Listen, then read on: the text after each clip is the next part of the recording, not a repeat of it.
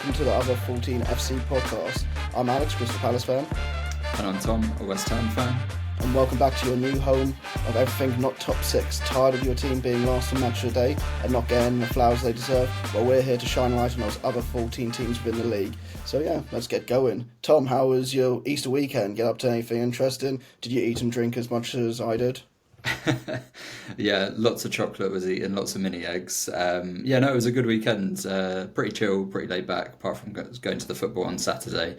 And then, yeah, me and my girlfriend played this game, a local co-op game called Heavenly Bodies, where you're astronauts and you have to go around fixing a spaceship and going on these little missions and stuff. But it is very, very frustrating. There's quite hard to figure out the controls and to sort of go in the right direction because of the zero gravity, etc. So yeah, it put our relationship to the test, but we came through with flying colours in the end.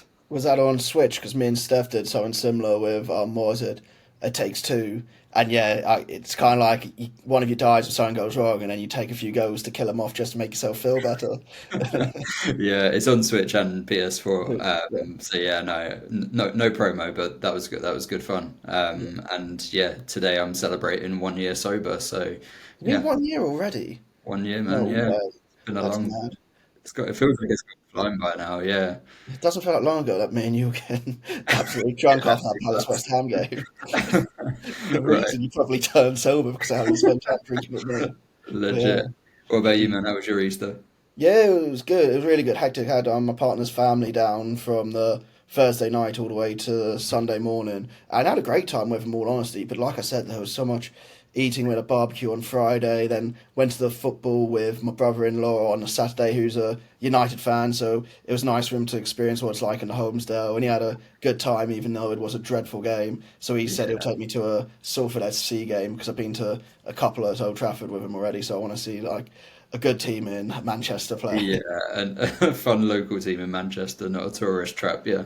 Yeah, exactly. But he was very good in the home end, and he gave good reviews back about the atmosphere, but not the game itself, which I'd agree with him on. But yeah, apart from that, yeah, then went to my parents and just eating and food, eating and food. It's kind of like nice to have a bit of time to relax now and be healthy again. Mate, that's what the Easter weekend is for. You're given a couple of extra days off work to eat and chill. So yeah, Well, that's it. Coming back to work on this morning, and I was just there like, oh my god, I feel like 10 times worse than when I left on Thursday.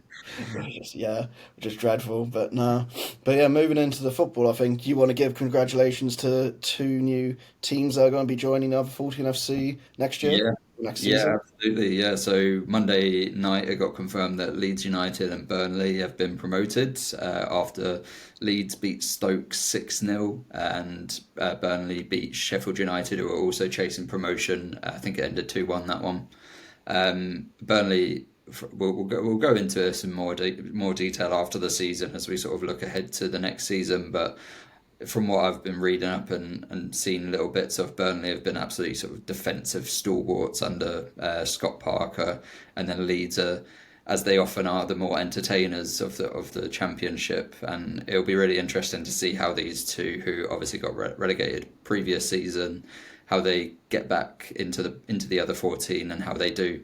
So yeah, as I say, we'll go into that in more detail in a few weeks' time. But just wanted to give them congratulations at the start of this pod. Yeah, like you said, we'll go into more detail, but just like a couple of things I want to ring off about him. Like, I think Burnley haven't conceded 2 goals in a game this season, or something Yeah, ridiculous like that. That's I think they're unbelievable, at isn't it? 31 games unbeaten at the moment, like the second longest ever in the championship. Like, I don't know what Scott Parker's got going for him, but that man is unreal at championship level. He Yeah, seems to have struggled a little bit with the adaptation to the Premier League, but at the championship level, he's got Bournemouth and Fulham promoted in recent years, and this run with Burnley's insane. you got to wonder if he's got a bit more experience going into it next year. But then I'm moving on to Leeds, like you say, entertainers. I think Leeds fans I know were worried a bit that they had blown it a few weeks ago again already, and just getting over that line, it's a big deal. And maybe with the I know it's not a proper Red Bull system they have in place, but maybe going back with that rather than the Bielsa way they were looking, which I mean worked for a couple of seasons. Maybe that's going to give them a better outcome in the Prem this year. But when we do our predictions, I've got a feeling I'll probably be predicting the same again with the three that come up to go down, unless someone has a dreadful summer. But it's going to be interesting to see what happens with the Prem moving forward if it keeps happening like that. Yeah, yeah, it's going to be really interesting. So yeah, I just want to say congrats to Leeds and Burnley. Nice, cool. Okay, we'll take a quick break there and then get into our roundup of all the weekend's games.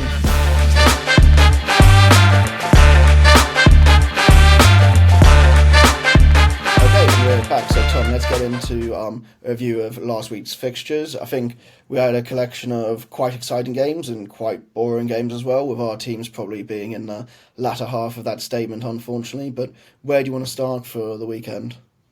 I think we've got to start at Villa Park. Villa 4, Newcastle 1. I think this was a really surprising result. Obviously, both teams are going for the Champions League qualification and they've both got loads of quality throughout their squad. But I think such a margin of victory over Newcastle, given their run in previous matches, was quite surprising. What did you think about this game? Yeah, I think both of us. Well, I definitely had Newcastle, and I think you had them to draw in your Yeah. predictions from last week. And yeah, I tried to figure out in my head what was going wrong. I was sat in the pub after the Palace game watching it and just being like, is this a game too far for Newcastle? But then you kind of seeing all the other teams played midweek, and they didn't have that. Villa played Champions League midweek, so it's not really an Well, excuse, is it? Newcastle did have that Palace game midweek, but you would have thought that they'd been bouncing off of that and could have come to Villa Park with like all the motivation and energy behind them. But I I do think that maybe their lack of depth has shown up Yeah. given this run. Like they've had the same 11 start of the last 7 matches, and they haven't had Gordon in that time. They haven't like Callum Wilson can't really start Callum Wilson over Alex Isak because of the form of Isak. The midfield three is so dominant that just like and it works so well together. It's like, oh, do you really want to drop one of them or rotate any of them? Like given the run that they had been in, you wouldn't have wanted to do that at all. And then like at the back, they've had a couple of injuries this season, so they don't have like the options. Like, I think Botman's out and stuff. So like they haven't really got the depth of their squads right Yeah, now available. I'd agree with you on that one. It did feel like Dan Burn, especially, I feel like his run of good form came to an end a bit at Villa Park there. But it's just the tactics that Villa used against Newcastle felt like exactly what Newcastle did to us on Friday. They looked at the space in behind on the left and the right and just exploited it time after time, wave after wave. And it just felt like Newcastle were kind of getting suffocated in the end. And once they went the second goal down, I think heads probably dropped for them. And then building Yeah, on your point of the depth, Villa's depth showed once again with their two subs of Ramsey and Onana came on. Ramsey sets one up and then Onana scores an absolute screamer for the final goal. And yeah. it just seems like Villa are going from strength to strength, really. Yeah, I mean, in the second half, obviously they got a really fast start, scoring super early on with Watkins' goal, and then it sort of like leveled itself out. There were two evenly matched teams for a time, and then in the second half, as you say, like once that second goal went in for Villa, it kind of felt like it just ran away from Newcastle, and Villa were just like bouncing on it, like pouncing on every loose ball. They obviously forced the own goal from Dan Burn, and then as you say, Onana like bringing a player of his quality off the bench, and then like him scoring that absolute worldie is just like shows like Villa's squad is one in a healthy situation and two like injury free. I mean, and then like also. They've got the depth of pieces to be able to rotate them to bring players like that off the bench. One player I do have to shout out in this match was Yuri Tielemans. I think he bossed the midfield, and Tielemans is an interesting player for me. Like I've not always been his biggest fan. I thought when he was young that he could have a really great career, but I think at times I've accused him of like lacking like energy to track back and sort of like any sort of defensive nous to play that like central midfield role rather than like a slightly further forward position. But this season especially, Tielemans has been absolutely he's been like the linchpin for Villa, I'd say. Do you think he was being asked too much to be doing that role at Leicester eventually in that team because he came very much in that transition period, didn't he? I know he scored that screamer in the FA Cup to win it for him, but he wasn't there during any of the title bids or No. Champions League. So do you think he was being asked a bit too much from Brendan Rodgers at those times? Maybe and he was just a bit Maybe, yeah, yeah. I maybe. mean, you would have thought he had Ndidi behind him, like he didn't have to like as much of the defensive responsibility. I know Whereas, like, you always expected more from him, really, didn't you? And like yeah, he whenever I've always seen left you him, wanting more. whenever I've seen him like play in person, I've never been that impressed compared to when like I see him on like TV sometimes, and he can actually light a game up. Do you know what I mean? Yeah, that's what I'm saying. Is like in previous seasons, he's kind of frustrated as like, oh, you want more from him, but I think this season he's been excellent. Yeah, Um, And then another player for Villa who had a very interesting, eye-catching performance was Ollie Watkins. Like he's come out after and been like, "Oh, I was really frustrated about the Champions League quarterfinals. He only played 20 minutes against PSG in both games. It's mental crazy." that, isn't it? Like can't really understand the reasoning behind that little game time for him because against Southampton he absolutely was on fire as well, wasn't he? Yeah, So I mean, Ollie Watkins has proved himself at every level. Like, and even in the Champions League this season, he's scored goals. It's not like he's looked out of his depth in Europe. And I can maybe understand starting with like Asensio and like Rashford because they've got Champions League experience at that level. But you just like 20 minutes over two legs is just a bit crazy. And then ages, obviously in isn't this it? match, he got a goal, assist, and hit the woodwork twice. Like he came out firing in this one. Yeah, I mean, I guess it's hard to say because Villa did get so close to actually making it through or getting to pens at least in that game. So I guess Emery might have known what he was doing with it, but Yeah, I yeah, mean, far be it from me to criticize Unai Emery and the decisions he's made to get Villa to this point, but I think Watkins was frustrated after that. I mean, he came out and said as much. So yeah, he took it out on Newcastle, and he could have, yeah, as I say, he hit the woodwork twice and got a goal. He could have had a hat trick, and yeah, I mean, he had an excellent game. yeah, I mean, touching it later, but just for a bit more in depth now, I'm obviously shitting myself for Saturday at Wembley. Like, but the thing is, the tactics that they did in that game against Newcastle, is even Martinez, like, to get over the press, just kicking it long. They tried that at Sellers when we beat them 4-1, and I'm hoping we keep our bottle and can somehow do it again. But it seems like everyone is firing for them at the moment. They're on a winning streak as well, aren't they? So. Yeah, and they're scoring goals at like they put three past PSG, like they put four past Newcastle. It's going to be a tough ask for Palace to keep them out of that final of that Yeah, semi final even. and I think I already got my jinx back for saying last week I wanted Asensio taking a pen at Wembley after what Ebbs did at Newcastle with his pen. So, yeah, Yeah, I would put that penalty in the far back of your mind, I'd say. yeah, that was dreadful. But yeah, I guess then moving on to our next game, top game of the weekend, you'd say Brentford Brighton. Yeah, this one had everything, everything you could ask for, especially as a neutral. So Brentford 4, Brighton 2. I watched this one back, and for me, it was the Brian and Buemo show. He obviously got two of the goals and got an assist, but it was him and Visser have been almost like changing like each week who's the main man, who's going to get the goals, etc. And this was Mbuemo's week. It seemed. I thought he was just unreal, especially on the counter attack. There was, and my favourite of the goals is mainly for the assist. Is the first one I was from. going to say the first one, the finish me on the first one is world class. Like that is I think a the strike. assist is better than the finish. Like the assist from Keane Lewis Potter, who's a forward masquerading as a left back. Like he's just been asked to do a job there by Thomas Frank, and he's done a fairly good job. Like obviously defensive instincts aren't his number one, but the assist that was like cross field split through all of like the lines as like the Brighton defenders were trying to rush back and just found Mbuemo like through one on one with the keeper essentially. Yeah, that was my favourite of the goals.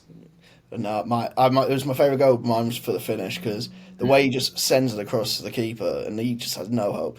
It, like I said, just a striker in absolute dazzling form with it. But Yeah, then I'm trying to think of the better goals out of that. Like Norgard gets pretty much a token goal now, doesn't he? He always picks one up Yeah, for yeah. Brentford. Captain Norgard's just coming in clutch at the end of the match in this one. Yeah, he's picked up a few recently, and then Visser got one of the goals, but they both like two of the I think it was the second and the third goal came from pretty massive deflections off Lewis Dunk, which I'm sure as a Palace fan warmed your heart. Yeah, I didn't want to be the one to bring it up because I may get like calls of biasty to being a Palace fan. But yeah, seeing those, it would have I been mean, I had nice. to bring it up for you. Yeah, it would have been nice if one of them was actually going off target and he could add another own goal to his Yeah, he didn't collection. actually get own goals for them, but they were pretty damning deflections. Like they put him take like Verbruggen couldn't really do anything on either of them. No, there was nothing. But then, did you see the tactics that they picked up on match day? There was a point where Lewis Dunk came out of the back three or back four to man mark Wisser, Oh, and really? yeah, I just think that's complete madness. Like that's not on Lewis Dunk, that's on the manager. Like telling him a Yeah. one on one, but the manager would know and seen like this season. Brighton's like central defenders don't have the pace really to recover, No. and they got absolutely picked apart with it. Like turning Dunk round and just going at him or having him chasing after you, you're going to win that battle every single time. Yeah, I mean he's 33. Yeah, Like Lewis Dunk has been an absolutely amazing servant for Brighton in his career, but Brighton do have a question over the centre backs this summer, especially like Veltman is. I know he's played a bit more right back in his time, but he's also in his 30s. Dunk's in his 30s. Obviously, Van Hecker went off in this one at the end after a nasty head collision. Like he's a young one that they can build around. Like he seems like he's okay now. So, yeah. But I definitely think they're going to have a couple of new centre backs in the summer. Like I think they have to, and even arguably the fullbacks position as well. Like Matchweek, who's a midfielder, played right back in this match. Like Jack Hinshelwood has played at left back at times. Like but I I think think they could all be upgraded for. yeah, I was going to say Estepinian kind of flatters to deceive as well from what I've seen throughout these games. Like he seems quite handy on the attack, but on in actual defence, it seems like he's lacking a bit there. Yeah, Estepinian will pop up with a goal every now and then, but I question his actual sort of like 90 minutes worth of defending each week, maybe. Yeah, I don't want to like completely drop it all on Brighton though, because obviously Brentford struggled to kill the game off in the end, and Danny Welbeck gets a goal. Like, don't know how he's still doing it, but he gets a proper poacher's goal in the game, and Brighton did give him a challenge throughout it all. It was basically till the very last kick of the game that it was killed off. Yeah, I mean Brentford have got had a they've had a weird season. Like they've been good again, but interestingly enough, it's been better away from home than it has been at home this season. Like usually you get your home fortress sort of thing, but they've had a really sort of mixed bag of results at home. I think this was their first win at home in a while, so they were never confident enough to kill the game off. Like obviously 4-2 seems nice. It seems like it was sort of comfortable, but like that last goal was in deep injury time, and yeah, I think Brighton were always in with a shot. Like I think when we previewed this match, it was real sort of heads up. Like I think I put like a 2-2 draw. Like I knew there'd be goals in this game. I think I went for a 0-0. Shows how much I know. But I just thought like that neither team can defend at this moment in time. Like so there was always going to be goals, and it was a real coin toss about who would come out on top. Yeah, I think I looked at it as kind of a dead rubber because both teams' kind of European hopes might be over, but I, it's a hard one to say now because they're both on the same points. They're what 11 and 12 still, so it's an interesting one to see what happens with them. I feel like I hate this saying like a glass ceiling, but do you think Brentford are reaching their glass ceiling a bit? Like, what do you think the next thing they need to do to really push into that top 10 and got top 10 regularly is? Because from everything we hear, Thomas Frank is an amazing manager, and what he's done is pretty outstanding at Brentford as well, especially with losing key players, but just keeping it going. It's hard to say, isn't it? Yeah, I mean, I think he's done an excellent job, and it shouldn't be underestimated. Just like keeping Brentford in the Premier League without a relegation battle is like successful. Obviously, fans are going to start like after a couple of seasons of that, they're going to start looking upwards rather than downwards, and they flirted with European football qualification this season. I still think the way that they operate with such a sort of like tight budget and like trying to bring young players through, there's probably a ceiling to that unless you, like lightning strikes and you manage to get a run, or maybe the quality of some of the other teams drops a bit one season. Like unfortunately at the moment this season there's just been low, like the top half of the table, there's just been loads of really good quality teams. Like there's so many in the mix for those like Europe, like Europa Conference League spots, that it's just going to be really hard to get into. And yeah, Brentford, I mean, I don't see them changing any of their ways with like the sort of talent acquisition, etc. So it's more a case of building again. I don't think they need a lot of like individual players. I think it's just like maybe one or two bumps up in quality. Like Kevin Schade has been good this season, but Fabio Carvalho came in and hasn't done anything really. So there's a miss there, but maybe he'll come of age soon. Yeah, I just hope for Brentford they don't get to the place where I think a lot of teams that come up do incredible first few seasons, and then fans, almost like you say, expect more, expect more, expect more, and then that leads to bad decisions being made, or fans not feeling the actual love that they should be given a team that's actually playing well above its own its own resources.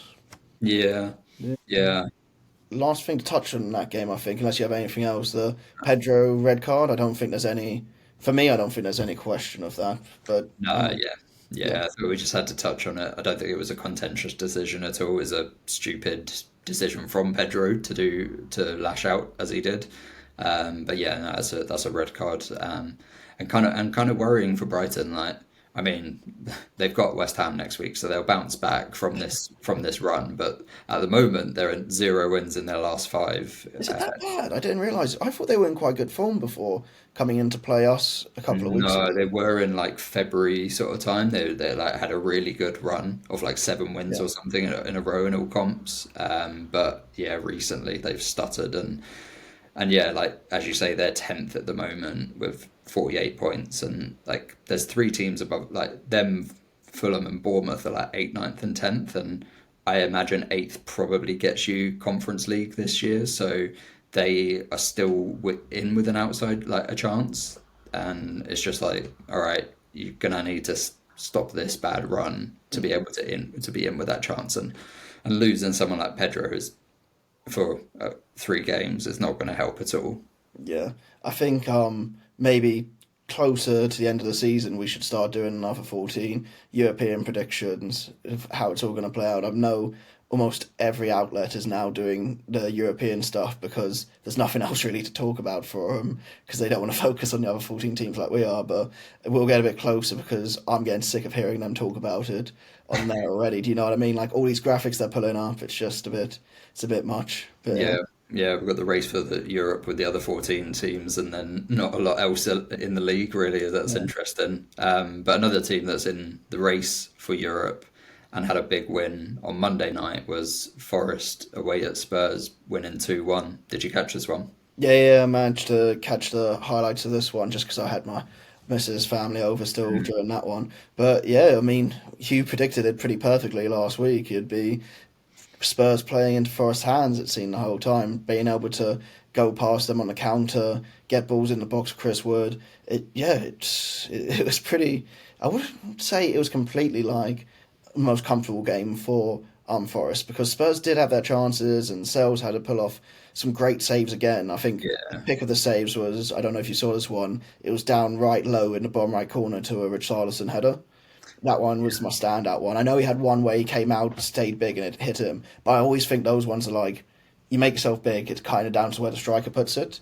Yeah, yeah, Whereas, he's not like finding where to make the save. yeah, It's just like it's the old Peter Schmeichel, just make yourself big and like your chances are better.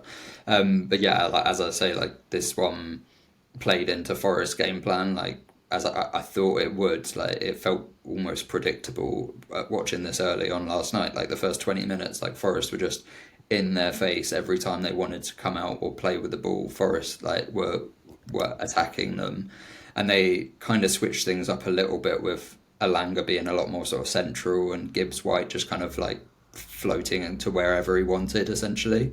And I don't think Spurs were very prepared for it. And obviously they get the couple of early goals, and then this come. I fully expected it to be comfortable from there on. Like obviously, like Spurs were going to come at them.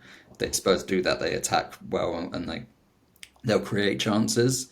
But I just trusted Forest's defensive ability to be able to hold off that. Like they'll happily sit deep, defend wave after wave. Obviously, like they got not lucky, but they made their own luck with Toffolo clear on one off the line. Like Yeah, that we have to touch on that. acrobatic.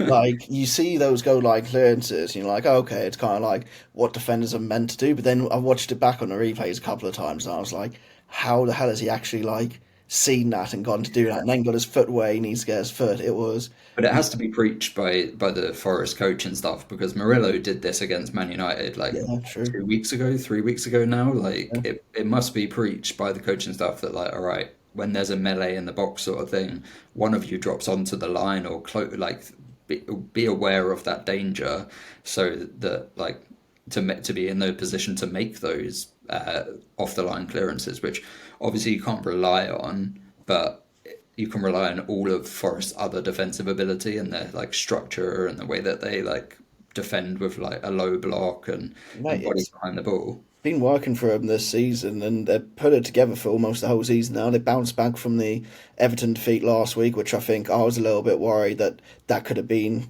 season defining for them, especially with all the other teams in that Champions League race all winning this weekend and putting a real pressure on them on Monday night. For them to, did they have the perfect opponents to bounce back with that from, do you think?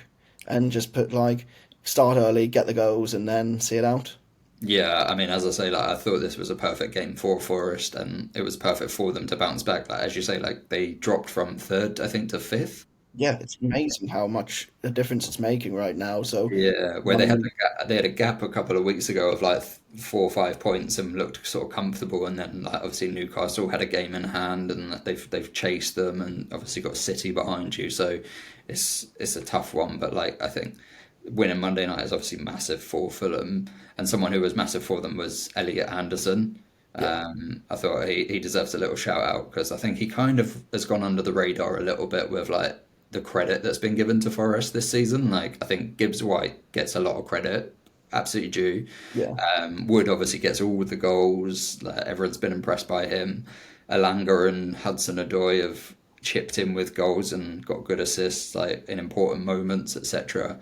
And obviously in defence, Murillo and Sells and Milenkovic, the other centre back, have got a lot of credit as well. So I feel like there's so much credit to go around with Forest this season. Like no one expected them to be here, but yeah, Elliot Anderson is one that is up there for me as well. see, with Elliot Anderson, I've only really, apart from like Forest mates, I think we got a couple of them at work and everything.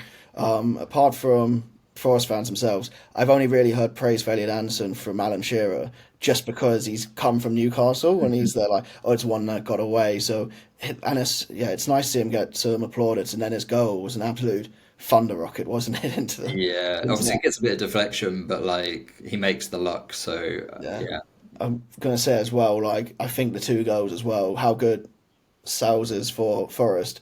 Vicario had a bit of a shocker for yeah, he was Forest. awful. It Yeah, really, for how good Sells was, Vicario was terrible. Like he was at fault for like, especially the Wood one. Like Wood's heading it into an empty net. So it's sad, isn't it? It shows how important keepers really are in this league. And then I guess moving on to our next game, another team who have keeper woes and that keep seem to go on. Probably not in this game as much, but United Wolves. I mean, I'll start with this one because I was able to watch it. Had, like I said, my partner's family down and they wanted to watch the game during Easter dinner, so we had it on in the background whilst eating. And I just started. It seemed like a dreadful game. Like I think there were 4 shots on target in the whole game, and I think only one of them came in the first half. It was yeah. I really don't know where even to begin with it. I think Wolves went there and they played their game. They knew they could get points from United, and they just needed that one moment, which was that free kick. Sat at the table, I looked at basically the TV, saw the free kick had been given, saw it all line up, and went, they're going to score this.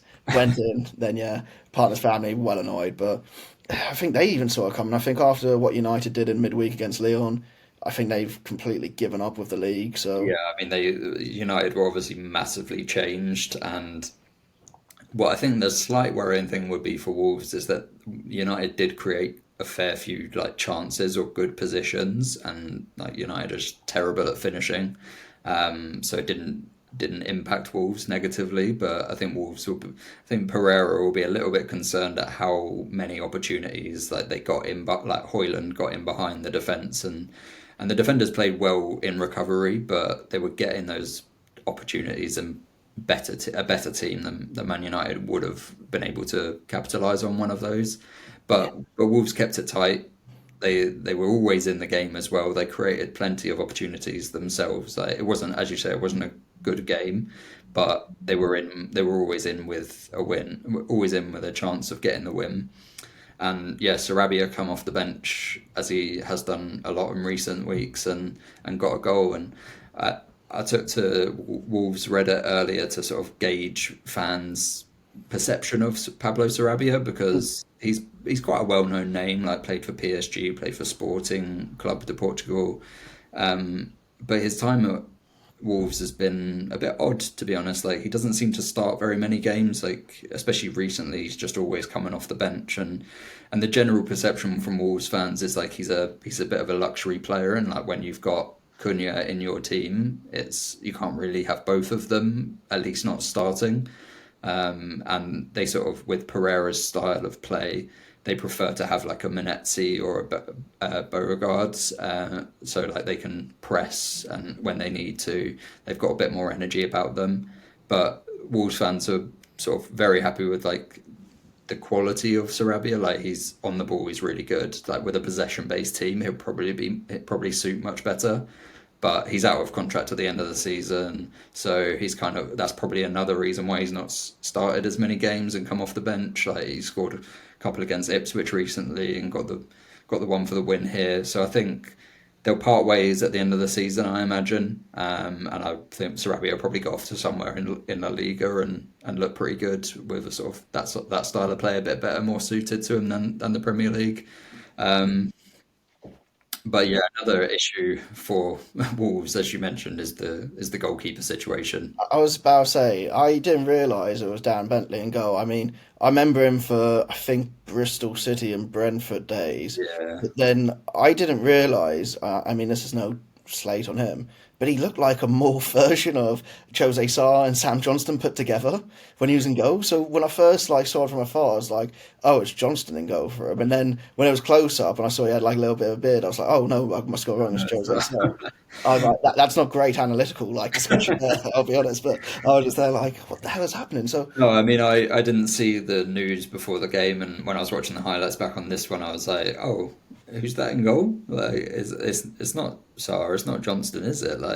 And then they said Bentley, and I was like, who's Bentley? And I had to dig him up, and yeah, as you say, like he played for like Brentford and Bristol City in the Championship, and then has been like a backup third choice for Wolves in recent seasons. But like Sarr apparently got injured 4 minutes before kickoff, so they had to make a late change there and Sam Johnson's just been frozen out. Like yeah, such a weird one because how much was it? Like 10 mil they bought him off you I think for? it was about 10, maybe 12 mil. Yeah. It was something at the time when he was going. I was pretty disappointed because we had two first choice and first two choice England keepers, and he's a Mhm. great keeper on his day. And he wanted to move for more game time, which I don't think anyone was upset at him moving. I think we're upset at losing him more than anything. So the fact that he's not found a starting place there, he must feel pretty dreadful all round. And where Yeah. does he go next? I mean, he loves teams in the Midlands, I guess, coming from us, well, to us from West Brom and everything. So Well, the rumours at the moment, when I was doing some dirt on to see why he was frozen out, etc., is Leeds United might be taking a look at him with their new promotion. They've got a question mark over the goalkeeper spot. I know they've dropped Ilan Meslier in recent weeks. I can't remember who they put back in as the. I think it was Carl Darlow even, yeah, it possibly was Carl Carlo Darlow. Darlow. You're right. Yeah, I was trying to remember because I'd heard something on that, but Yeah, so that might be where Johnston heads in the summer.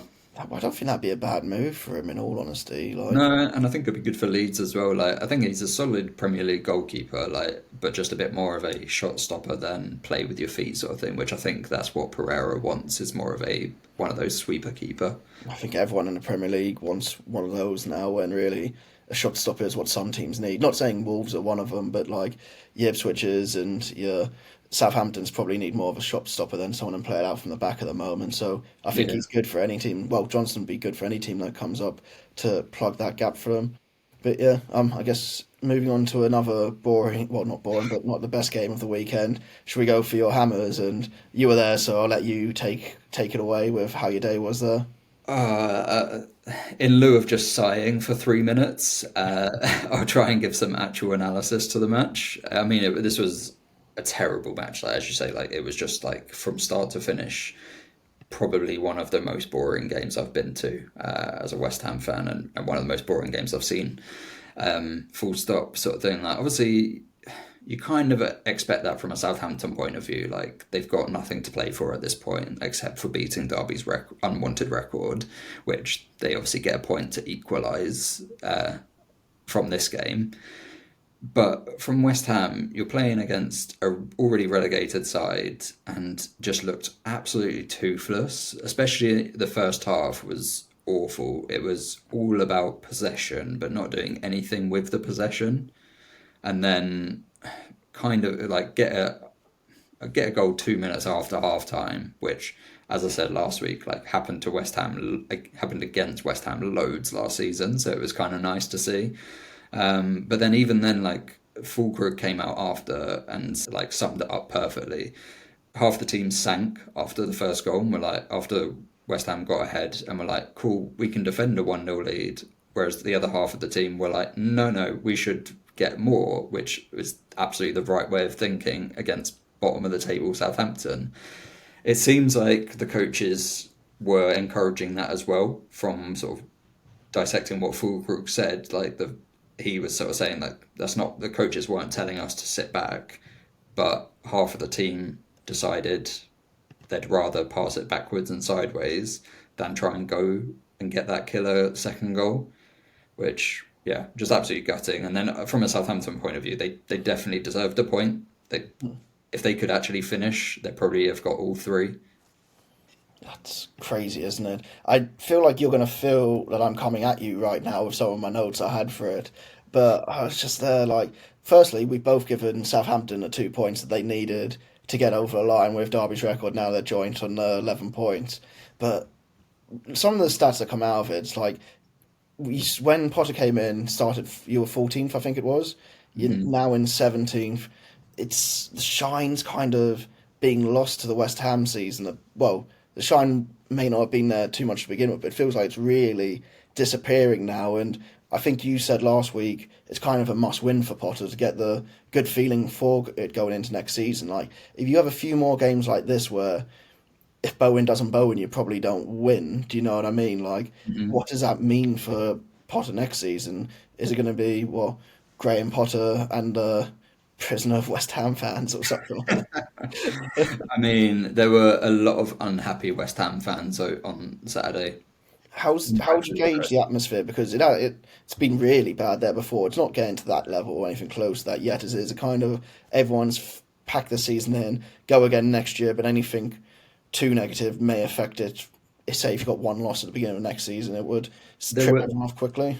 there were boos on Saturday after at full time, and I think rightfully so. I think the team and the coaching staff needed to understand the fans' frustration with that. Like, on paper, the squad is healthy enough. Like, there's a lot of talent within the squad, and the performances have just been pretty dire. Like, I don't know how much Potter could have changed mid-season, Mm. but you look at Everton and Wolves and what they've been able to turn around, and we've just not had that since Potter came in. Like, moving on from Lopetegui was absolutely the right decision. The football was dire under him as well. So I'm generally not a get rid of change managers all the time. Like, I'll be on the sort of more like lenient side of like give him like the full next season, provided we're not in the bottom three for at a dangerous time. Like, if we're in the bottom three at Christmas, yeah, we might need to make a decision. Yeah. But other than that, I'd rather see if he can build something over the next season.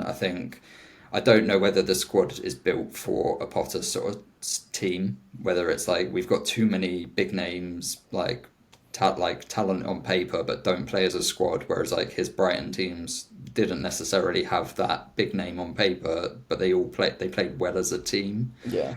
So I don't want to. Potter's come out and said it's probably not going to be a summer of full transition. Like it's always hard to get rid of multiple, like 5 to 10 players and replace them and Hmm. have like a positive season. Like there's just way too much instability. So whether it's a case of we lose a couple of maybe the big name players like Paqueta, Kudus, That's what I was like thinking. How long do those players stay if they see you? What, he's 17th at the moment, I think. Like, those players stay? I think, for me, I don't know. I feel I like they mean, don't leave because they know how good it can be at West Ham, maybe. I think they'll be open to offers on anyone in the squad really, except for Jared Bowen. Like I think he's pretty much the only one, and Aaron Wan-Bissaka Mm, are the only sort of like two players that have been like, no, no, we absolutely have to keep those. Like obviously there's a few other pieces that you'd still sort of you can keep, but everyone else I think they'll be open to offers and see well, like what they can get for them and how they can reinvest that really. that's going to be interesting. I guess for Saints' side, I think one player that they're definitely losing this summer is Carl Walker-Peters. He looked like he had quite a good game. I know he had one shot that was just slightly off target that would have put Saints ahead as well. I think he's an absolute shining player for them. What about Dibbling for them when he came on? Because against Palace, he was absolutely unreal. I know he skied one over the bar in this game that would have put make it 1-1. I think. Yeah, but he looked okay. I wouldn't say he looked like £100 million player that I've Yeah. seen Okay. like his name be linked with, and I don't know if he is worth 100 million. I don't know how he's not starting in that Southampton team, but he was exciting and he got on the ball and like he threatened as well.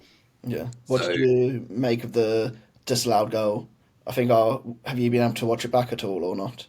no, I haven't been watching this game back, unfortunately. This is just me going off of all of my Oh, knowledge from the match itself. I haven't put myself through watching this one back. okay, we'll leave it there then, because I'm pretty sure it was a foul on the keeper. It looked pretty. Oh, it was Fulkrug's goal, wasn't it? And then Yeah. Fulkrug fouled on the goalkeeper. Yeah, I mean, from my vantage point at the other end of the stadium, absolutely not a foul. It should have been a goal. Okay, cool. Then moving on to what actually I think, looking from the highlights, looked like quite an exciting, heated game. The West London derby between Fulham and Chelsea. I think Fulham kind of, no, sorry, Chelsea kind of did what Fulham did to them on Boxing Day, all that time by getting two late goals to snatch victory from the jaws of defeat. Yeah, again, Fulham, they're kind of a difficult side to judge at the moment. Fulham gonna Like Fulham. That's it Fulham, is. Villa, Fulham, like they sort of started okay. Like it was a little bit back and forth, like box to box, and Iwobi gets a really nice goal, and then they kind of didn't do much after that, and it was Chelsea creating chance after chance sort of thing. Like I don't think Chelsea are anything special, and I don't think like Fulham did enough to disrupt them really. They didn't go forward enough. Like I think outside of Iwobi like and Sessegnon in this match, like I don't think there were too many other Fulham players who can say that they excelled or they put their team in the best chance to win it. I think they dropped deeper and deeper as the match went on, and then Chelsea get a couple of late goals and Fulham lose. I think like speaking to Fulham fans and then fans of teams that they've taken players from who are like good standard players at those teams. Fulham are kind of seeing one week why they were good at those teams, but then the next week they're seeing why people aren't too upset about losing those players. Like I think even Iwobi in that game, it's an absolute great goal he scores, but then he kind of like disappears for the rest of the game. One more close home for me, Anderson. Like seeing the highlights, he's spraying some amazing balls across the pitch for players, but then the defending for I think it's the Neto goal.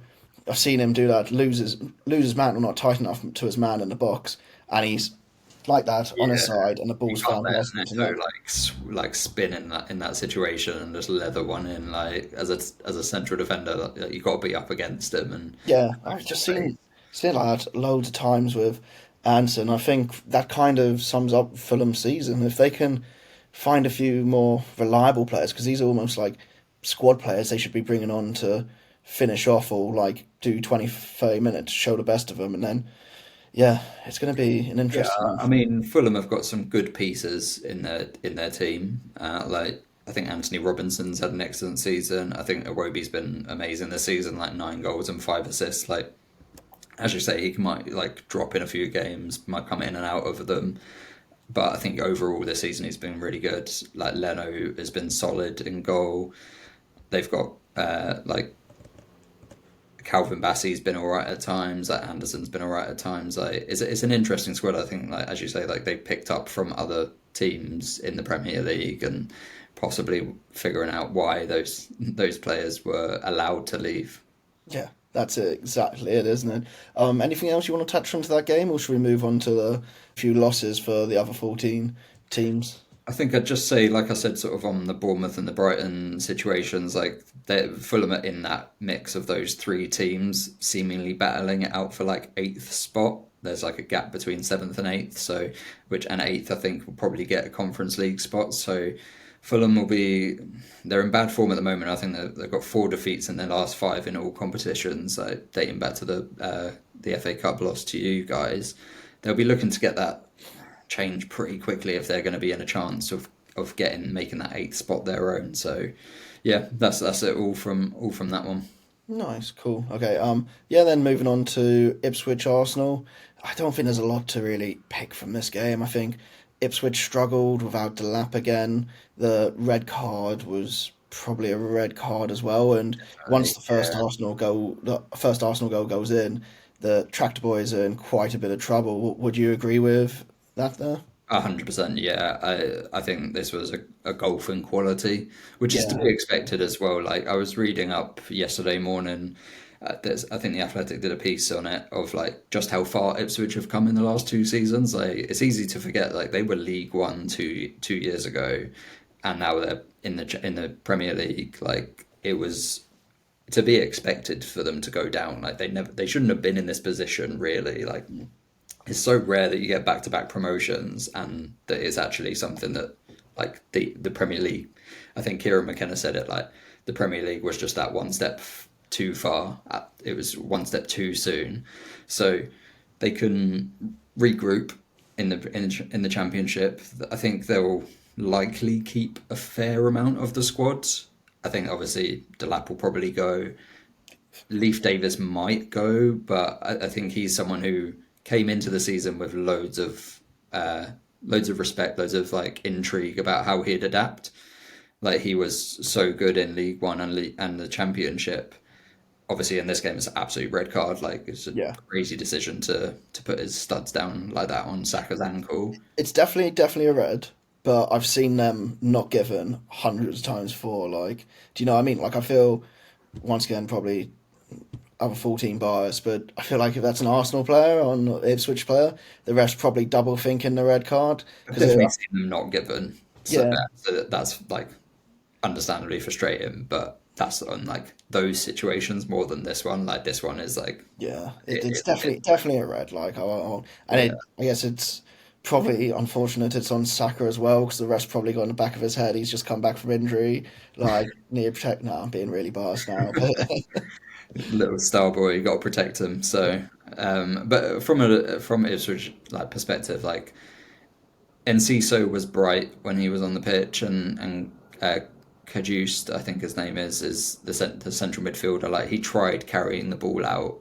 it was just like everyone else kind of struggled, and they just came up against a team. Obviously, Champions League semi-finalists, like they come up against a quality team, and like McKenna said it. I think he said like that was their toughest game of the season, and that's kind of what it showed. So, yeah, unfortunately, Ipswich weren't able to do something incredible in this one, and yeah, no, I completely worried again. We've got Arsenal obviously in midweek coming up, so I'm worried they're going to take that red hot Not form what you want to, before the FA Cup semi-final, yeah, we'll surely. be resting loads of people, but we'll probably touch on that one a bit later. Yeah. Moving on to Everton City.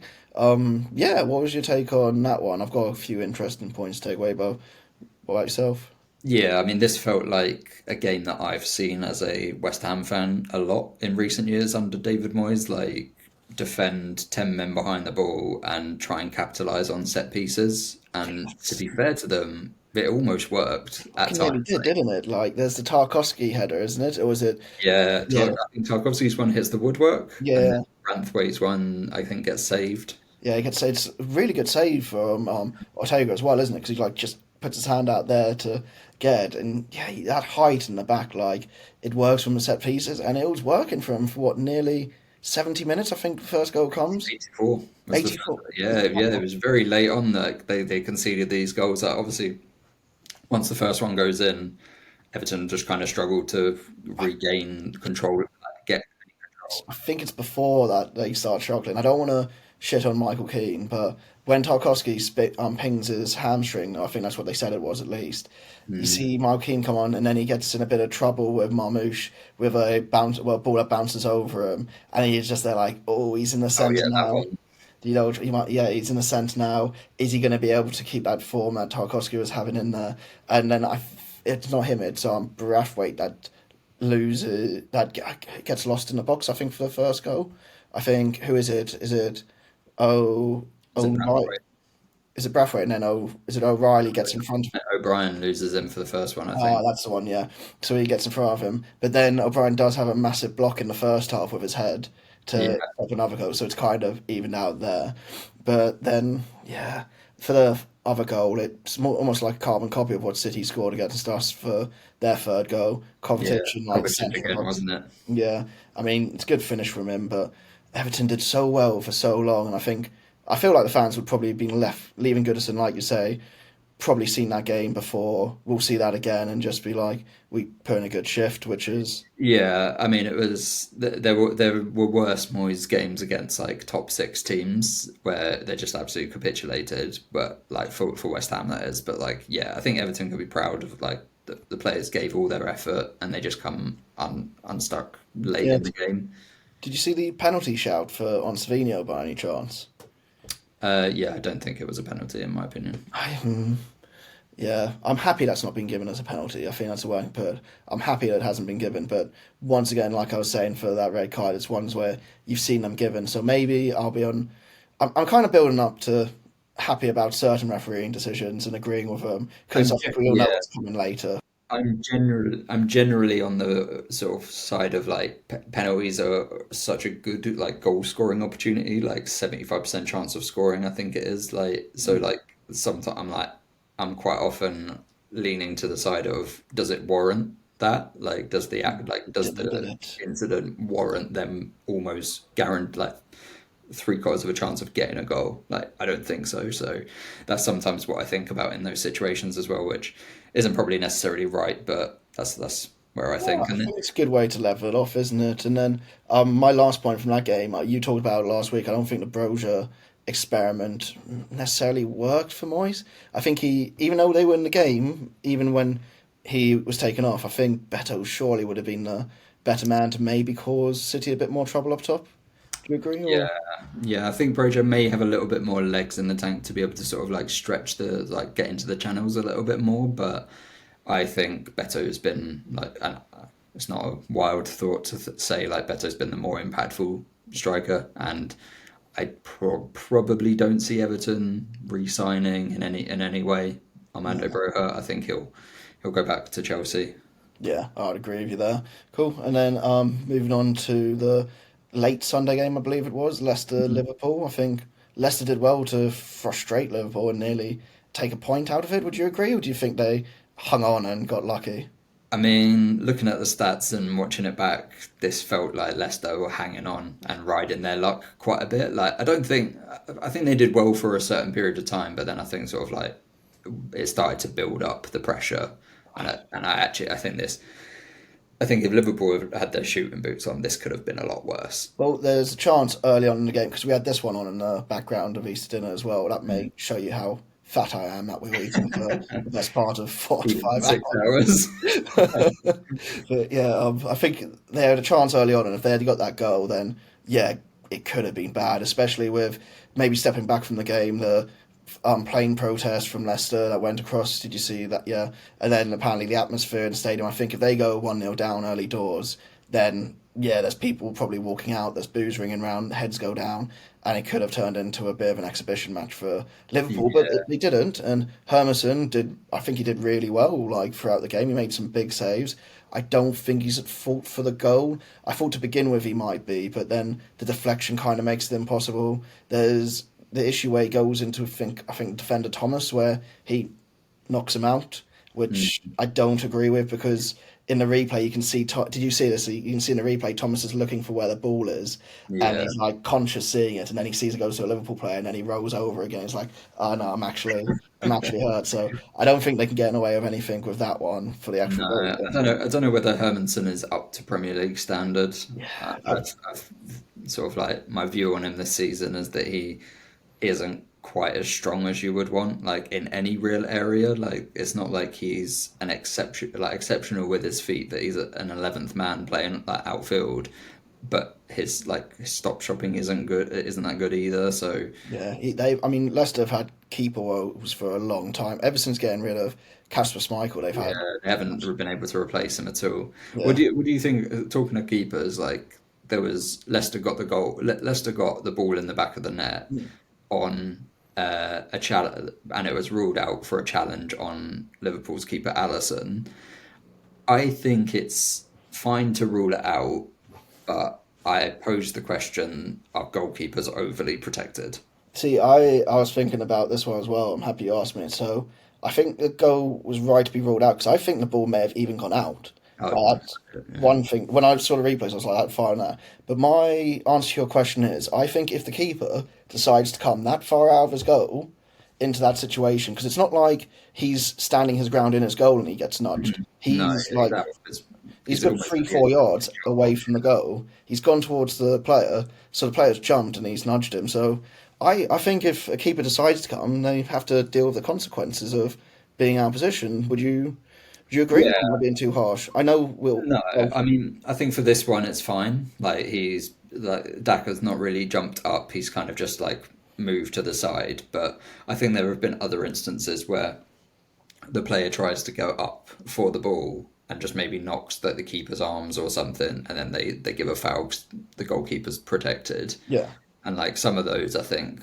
we could possibly come back a little bit and not give goalkeepers as much protection, just to make it a little bit like it's quite a gutting feeling where it's like, oh, foul on the goalkeeper, and then you see it back and it's like, it's just a is little is touch. that it? Like Yeah, it's like if that was another player, like they wouldn't have thought anything about it. Like it's just like using your strength. But and even though the goalkeepers have the benefit of being able to like reach over you with their hand and grab the ball, like I think there's just got to be some give and take with it, in all honesty. But it's another thing. Once keepers start getting a bit more rough treatment, then it's going to be more like, oh, it's inconsistent across the league. Do you know what I mean? true, yeah. Yeah, That's the thing. That's the easy thing to say is like it's easy to just be like, there's a touch on the keeper, it's a foul.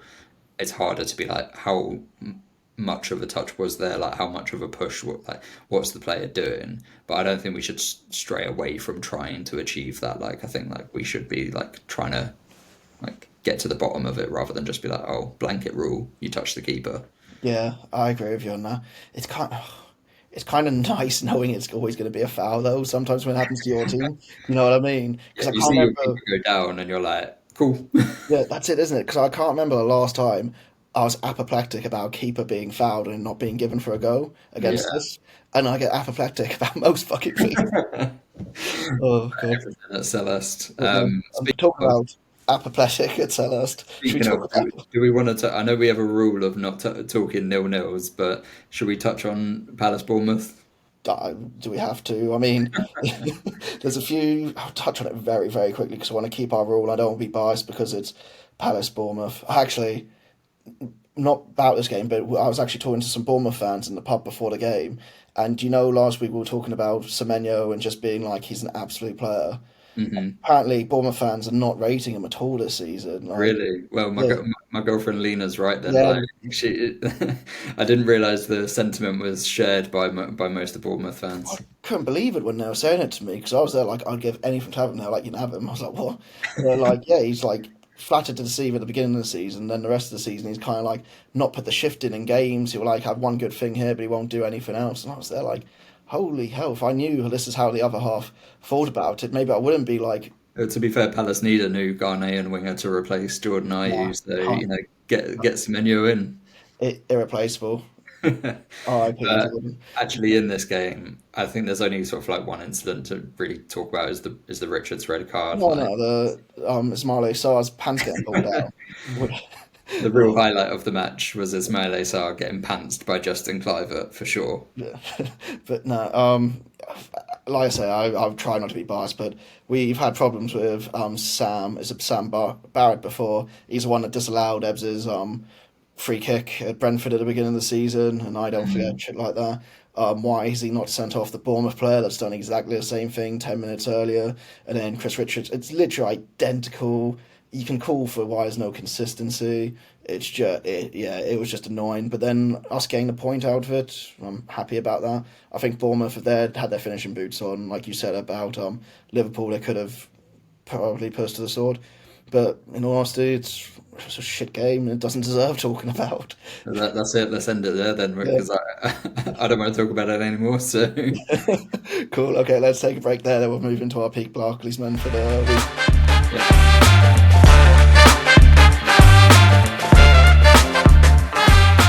Okay, and we're back. So, Tom, who do you have for us for Peak Barclaysman of the week? So I've gone for a big framed, silky feet, smashing in goals in a Strongbow sponsored shirt, Australian, from Mark Viduka. Absolutely class. Proper Barclaysman there from you. Do you know what got me? And I think you started off right, like wide frame, like big geezer. What always got me with him, and like from highlights watching him as well, it's just that he looks like he shouldn't be able to do what he did with his feet the whole time. Mhm. Like 100%. silky, is it silky? Because it is technically silky, but doesn't look it. Do you know what I mean? Like it was like two touches around the keeper, like spinning on people, Cruyff turns here, chops here and there You as wouldn't well. expect it from the big man, like his body frame and like just his face. You wouldn't expect him to have such good quality control with his feet. Like how many target men do you see who can play with the ball like that, like and like spin a defender whilst keeping the ball so close to them and like always having it under control. In this modern day, I honestly, I'm not going to say JP, but maybe the closest to it in the Premier in his current form. Maybe does that mean I Similar sort of like big frames, but good with their feet. Like yeah. obviously, give a little context to Mark Viduka from those maybe who don't remember him. He played in the noughties, started off in the Premier League with Leeds, was part of that iconic side at Ellen Road in Europe and domestically. Later played for Middlesbrough for a few seasons and a couple of seasons at the end of his career for Newcastle. He had a bit of trouble at Newcastle because I feel like he only scored 2 goals at Newcastle, so didn't Yeah, he struggled with injury he? Yeah. massively, and it was at the time where they had four managers or so Oh God. in the time that he was there, and he like fought to get back from injury in their relegation run under Alan Shearer. But Alan Shearer says like he absolutely rates him as like the best Australian to play in the Premier League, which I Is that definitely. harsh from Tim Cahill, another man who's probably going to be on this list down the line? I think Cahill's are probably a very close second, but I would agree with Shearer and have Viduka top. Like just read off his Premier League stats for you. So he played 240 times. He scored 92 goals and got 28 assists. Like I think his time in Leeds, especially where he was almost a goal every other game, which at the time was just like, yeah, that is peak, like exactly what you want from your striker. And I feel like when he scored, he tended to either get a brace or go on and get like 3 or 4. I think there's big game against Liverpool, isn't it, where he scores all 4 goals. I think there's a lot of games he scored against And they're Liverpool. all bangers as well. Yeah, None of them are like scrappy 6 yard finishes. They're all sick goals that he scores. the best goal I think I've seen of his. You might have a different one, but you may have seen it. I think it's when he's playing for Leeds still, and it's a volley against Charlton. It's very reminiscent of the Luis Suarez one against Norwich, where it's like about 30, 35 metres out. He like hits it, but it goes up and gets that dip over the keeper, and it Yeah, beats like the goalkeeper right above him, like that, trying to stop it.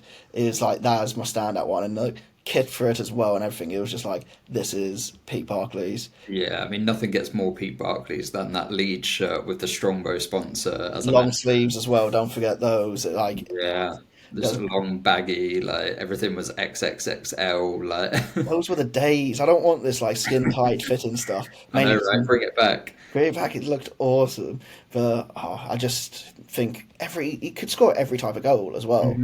Like that was one thing. Looking for his highlight reel or just on his day, he could do pretty much anything for you. Yeah, I mean he's still the highest scoring Australian in Champions League history with 4 goals, and they were scored during that Leeds United run to the semi-final where they got I think they got knocked out by Valencia, but they beat like AC Milan. They got a draw against Barcelona. Like there was a proper iconic run in the Champions League, and his time at Leeds ended with obviously at the time where Leeds His were in financial administration, yeah, and yeah, yeah, financial like ruin, and his last game was the game that confirmed their relegation.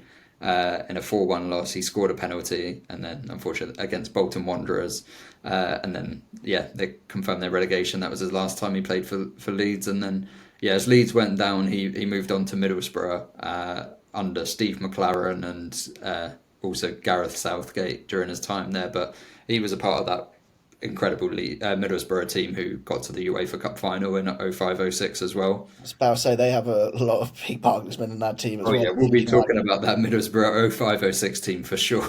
That's amazing. I think one of his first goals I saw he scored for me has a short sleeve shirt on. I was like, that doesn't look right. It's wrong. Like, It's wrong. literally, like get that long sleeve back on, get your Peak Right. Barclays onto it.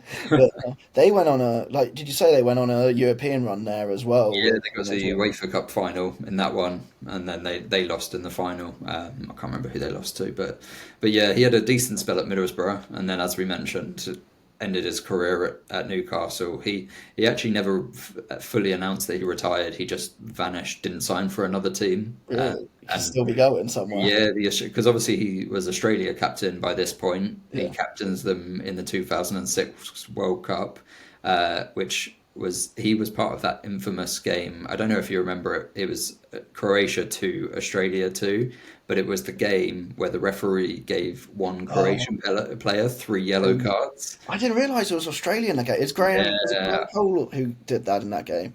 I I can't think remember who the ref was, but that's I was watching it earlier and I was like, and it came up in what I was like researching. I was like, oh wow, I didn't realise that it was Croatia, Australia in that one. I just yeah. always know it's Croatia, but no. So last week you had some interesting facts about Morgan Gams Pedersen being in a band. What other quirky facts do you have for me on Viduka? So my tabloid digging has come up with that Mark Viduka is a distant cousin to Luka Modric, the Ballon d'Or winning Real Madrid midfielder.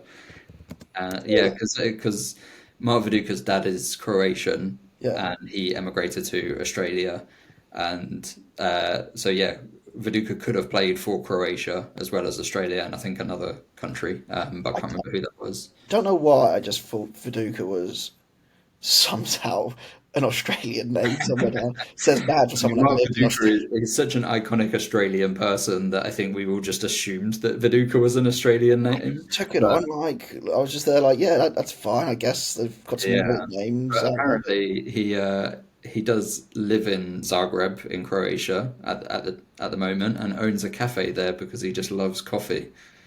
Fair Which enough I then. feel like in a world where all the ex players are trying to be coaches and stuff, it's nice to hear a bit of a random story from Mark Viduka. I was gonna say it's a bit mad choosing Zagreb and open a coffee shop there rather than Melbourne where you got the sun and everything, but Yeah, good on him in all honesty. That's amazing. he's there on a Peak Barclays list. But now we have to ask ourselves, where does he go on our Peak Barclays rankings? Because currently we have Morgans Pedersen sat at number one, and I think we may get into a bit of a disagreement here. Well, James Pedersen is one of one at the moment. I'm putting Viduka ahead of him Go at on, the give me a reason, and then we can So decide why I'm right.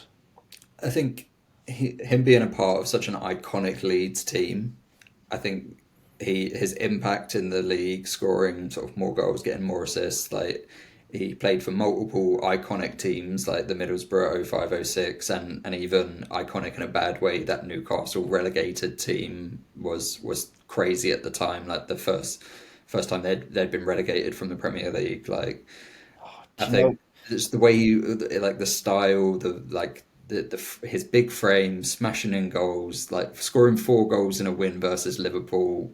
I'm giving it to Big Mark Viduka. I don't know how, but you kind of swayed me a little bit You more were there. ready to argue, I know. Yeah, I was, because I guess for me, Morgans Pedersen is there like 045. Like I think I said last week, like the Predators, or his look was all that like perfect, and that was like me getting introduced to football. Whereas I Mhm. think Viduka was just that bit where I was understanding football but not really getting it.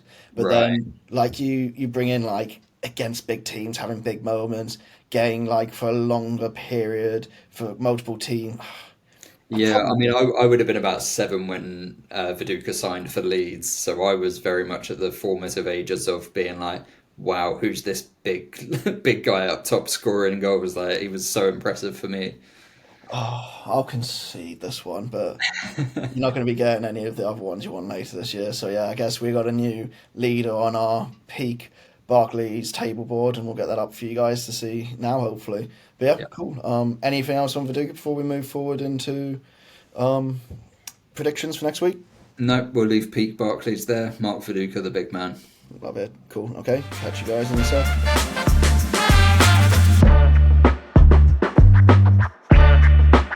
Hello, and we're back with our predictions then for the next game week.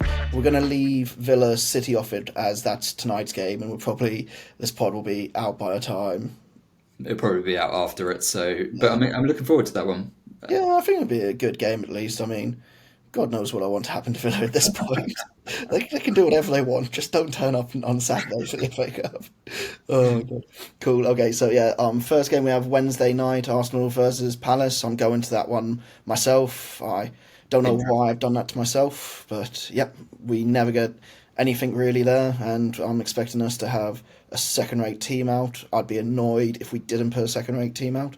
So an incoming, probably 5-0 pumping. I'd love it if we somehow took the title chances away, well, very small title chances, and confirm that Arsenal aren't winning the Premier League, or confirm Liverpool are winning the Premier League, sorry. Yeah, I mean it's a bit of a dead rubber for Palace. Like all Palace fans have rightfully got their eye on the weekend. I think this is almost more of an inconvenience. Yeah, I'm surprised you'll go into it, but yeah, I think Arsenal are going to win this one yeah, comfortably. 100. I think I'll say 3-0. Yeah, 100%. Cool. Then the early kickoff on Saturday, we have Chelsea Everton. What are your thoughts on that? I find this one kind of a hard one to call because I don't know what Chelsea team are going to turn up. Everton, I'm fairly confident I know what they're going to do: sit behind the ball, and try and like win on set pieces or counter attacks. But I think they can get at Chelsea. I think I'll go for a 1-1 draw. Okay, I may be completely wrong about this, but I feel like Dave Moyes always has a stigma against big teams away from home. He does absolutely. Cool. Okay, I was putting it out there in the ether. I was No, not no, no. I wrong. know this firsthand, unfortunately. Yeah, so I think it's got Chelsea win all over it, especially with the early kickoff. I'm going to go from maybe a 3-0 Chelsea, building on what they did at Fulham, maybe. But yeah, Yeah. cool. Then next one, your team going away to the Amex. How you feeling about that? I mean, it's two teams in bad form. Like this one could be a proper stinker, but we've got an awful record against Brighton in the Premier League, and I'm not confident that after Saturday that we'll be able to do anything. So I think, unfortunately, Brighton are going to win this one 2-1. I think we might see a bit of like the West Ham front three having their day, because if you got Kudos and Bowen running at Dunk and the other centre back, whoever plays if Van Heckel's back, he might have a chance. I can see maybe two a 2-1, and then bad feeling at Brighton maybe continues for another week. Well, I Maybe, hope you're right. maybe I'm being a bit biased, but then Newcastle Ipswich. I think this one's probably my lock of the week. I think Newcastle may have Eddie Howe back by then, but also I think they're going to want blood after what's happened against Villa, and I can see them getting it against Ipswich, unfortunately. Yeah, I mean, this is a very easy one to lock up, I think. Unfortunately, from an Ipswich perspective, I don't see them having enough to take on a wounded Newcastle team after that Villa game. I think Newcastle are going to want to bounce back and ensure their top five hopes are alive. So, yeah, I think that's going to be a 3-1 to Newcastle. Yeah, I can see that being quite bad for them. Cool, and then going down to St Mary's, Saints Fulham. I don't know with Southampton anymore myself. I just feel like, The pressure's off. yeah, pressure stuff like you say. Like maybe I'm gonna go for, and then Fulham. Are Fulham gonna Fulham again? Fulham are going to Fulham, like inconsistent. Like they've lost to, they're going up against the relegated bottom of the table team. I should feel confident about saying Fulham, right? But I Yeah. don't. I don't feel confident. I think Saints might get a win here. I might be bold and go 1-0 Saints. Do you know what? Fuck it, I'll join you. I'm gonna go 1-0 Saints as well. I don't think it'll be more than 1-0. I'll be brutally honest, but I think yeah, Yeah, 1-0. Cool. And then the last Saturday, 3 o'clock, I believe, is Wolves Leicester. This one, it's another one I can't really predict because it is a. I think it's a little bit of a derby, isn't I was it? looking into this. I don't think they class it. I don't think the Okay. fans class it. I think, as you say, with like the Brighton Palace thing, it's more of a rivalry than a derby. Like they've both got their eyes on other teams as their Yeah. actual sort of derbies. But Wolves can make it six in a row. They like Sunday wasn't their best performance, but against Leicester at home, I'll back them to do it. I think this is Wolves 2-0 I'm and not my as lock of the week. I'm not as confident. I think it's going to be 1-1. I don't think it's going to be a high scoring affair, unfortunately. I think Leicester may just be going into a bit of form at the like at a weird time when it's all done. Like, Well, they're confirmed relegated now. I know we didn't mention it earlier, but yeah, I think maybe the pressure's off them as we just spoke about with Saints. yeah. And then the Sunday 2 o'clock, the last Premier League game of the weekend, I believe, is Bournemouth versus Man United. I mean, Bournemouth need to start scoring goals. That's what needs to happen, and I think like they might do it against United, but I just it's a hard one. It's getting hard now, isn't it? At the end of the season, like I'm Yeah, gonna go especially straight. these teams that are inconsistent. It's just like, oh, anything could happen. I'm gonna go Bournemouth 2-0. United's misery a little bit more. I think they're going to be too focused on their Europa League now. So I I think think they'll, I think it'll be a draw. I don't. Yeah, Bournemouth haven't been that impressive lately. I think it'll be a 1-1 draw. cool. Okay. Then moving on to the FA Cup games for the weekend. Yeah, your We've big got one. the big one for me, our literal season defining game, which will probably you'll know how it went by my mood at the beginning of the podcast next week. For Villa sure. Palace. I I've been saying these last few games we would get pumped by Newcastle, we would draw with Bournemouth, and we'd give Villa a game. But I've never finished how I'd say that Villa game would end. I have got something in me where it's going to go to penalties, and it's going to be the first time I've seen Crystal Palace in a penalty shootout in my life, which Oof. is, yeah, it's weird, and it's the last thing I want. But I think it's going to happen, and I think we're going to lose the penalty shootout. Oh, heartbreaking. Yeah. Yeah, I unfortunately I think Villa are in too good form at the moment, mate. I think I see them doing this in 90, unfortunately. I think it's gonna be 2-1. Yeah, I'm worried about that one, and the 5:15 kickoff doesn't really help me with what I'm No. going to be able to remember from the game either. So I'll probably have to take your word Make for sure it. you make it to the game, yeah. Yeah, I'll do my best. I'll try. And Cool. then the other semi-final, Forest v City. I think, like been discussing earlier, Forest v Spurs. Like this is another one that's tactically set up perfect for Forest. Like City are going to have all the ball. Forest are going to be happy to defend deep and hit on the counter attack. I think they could do it, but I do think City will probably just have enough I to beat them. I'm thinking Forest can do it, but I'm sorry, the De Bruyne plot armor is gonna fucking win them the FA Cup this year, and I'm so bored of shit like that. Like Yeah. That's why we're here doing this podcast. It's because of fucking shit like that. I'm So, gonna I'm gonna be a bold prediction though and back the other 14 team. I'm gonna say Forest 1-0. I'd love to, but just to make me feel a bit more sane, it's going to be City 2-0. I can feel it. Like, it's going to be one of those. I hope it's not, and I pray it's not, but it's just going to be one of those. Do you know what I mean? But Yeah. cool. Okay. I guess, yeah, we'll wrap it up there then, unless there's any other thoughts to take away this week from yourself, Tom. No, I think we've said it all, mate. Nice, cool. So yeah, once again, if you want to follow us on socials, it's on Instagram, TikTok, Blue Sky, and Reddit with at Other14FC Podcast, and then email Other14FC Podcast at Gmail. If you have any Peak Barclaysmen you think we should be talking about, please send it in. We'd love to hear from you. And just any other thoughts, so yeah, we'd be happy to know how it's all going. But otherwise, we'll catch you guys all next week. Yeah. Cheers, guys. Bye.